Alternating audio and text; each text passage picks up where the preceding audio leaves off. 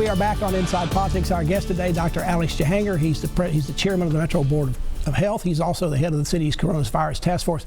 Dr. Jahangir, your particular plan talks about non-residential schools, public schools, private schools that are here in town, K through 12.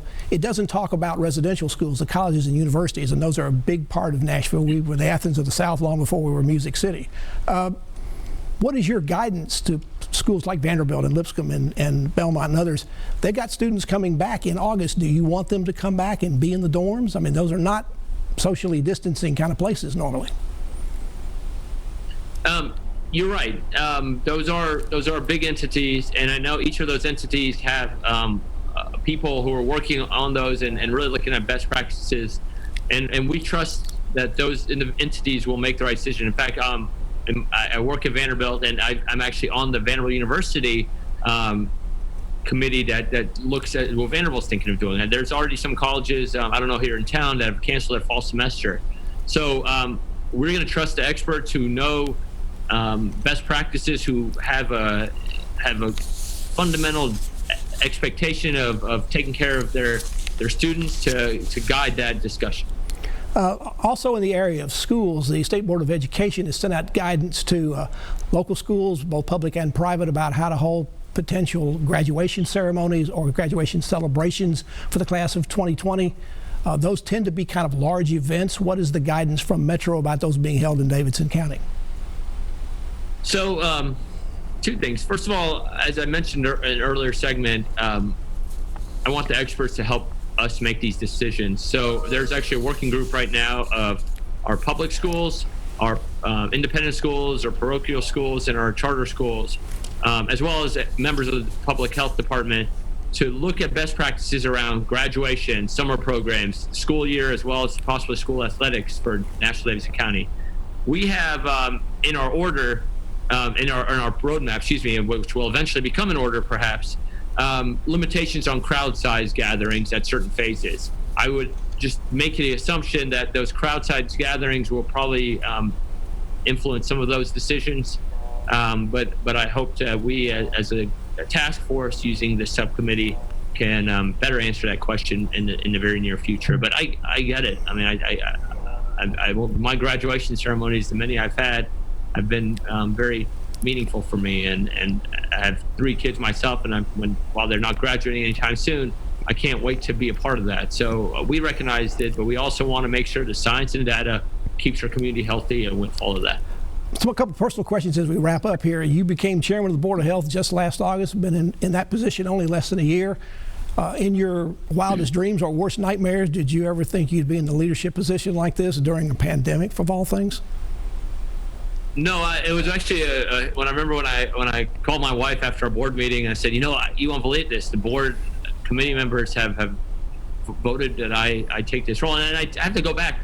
I joined the board about 2.5 years ago, taking the place of Dr. Henry Foster, who growing up, I had so much admiration for this person who had done so much for our country, and so first that was very humbling, and then to be given the opportunity to serve as the chair of the board. As you said, August or September, whatever it was, it blew my mind. And I had about 3 objectives. I wanted to hire a new director. I wanted to revise the Metro charter around health, because it's about 50, 60 years, and public health has changed so much in a time frame. And then youth violence and violence is something that, as a trauma surgeon, is really important to me. And I wanted to maybe take a platform on that. But, life is full of blessings and full of surprises, and that is goodness. I'm sorry. All right. So, as I said, life's sometimes full of surprises and blessings, and our lights just came back on. But in all sincerity, because of that, no, I would never have imagined that, but it is such an opportunity, and I'm honored to be able to serve. As we wrap up, you're on TV every day on all the channels. If you go out and you're not wearing your mask, are you recognized, and are you ready for somebody to make a bobble doll out of you like they did Dr. Fossey? Well, I want to highlight, I do always have my mask at both at our press conferences and in public, as is recommended.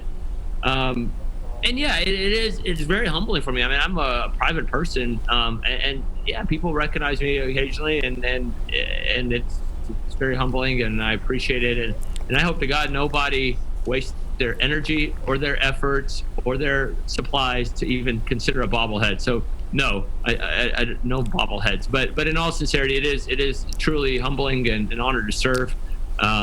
And I just hope that very quickly I won't have to be on TV all the time, so we can get back to a new normal. Very quickly, with the last question, how difficult has this been on you and particularly on your family? Are they all safe and well at this point? Yeah, thank you so much for asking that.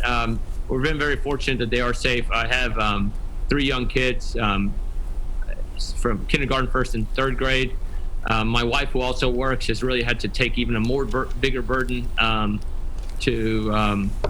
but you know what? Everyone's taking a burden, right? So that's not a big deal because we're no different than anyone else. But and I have parents and my grandparents, my grandmother's still alive, and they all live in the region. And I think those are the people I worry most about is our parents, our grandparents, and that's why it's so important for us to really be vigilant, especially when I'm in my 40s and my 20 and 30-year-olds. All right, so thank you very much, it's really important that we stay vigilant. Dr. Jahangir, thank you so much, and thank you for your service to the community. And thank you for joining us on Inside Politics. We'll be back here again for a future show. If you can't get enough politics in the meantime, go to the Channel 5 website. You'll find my Capitol View commentary there. New commentary posted every Friday afternoon. Enjoy the rest of your weekend, and we'll see you here next time. Goodbye.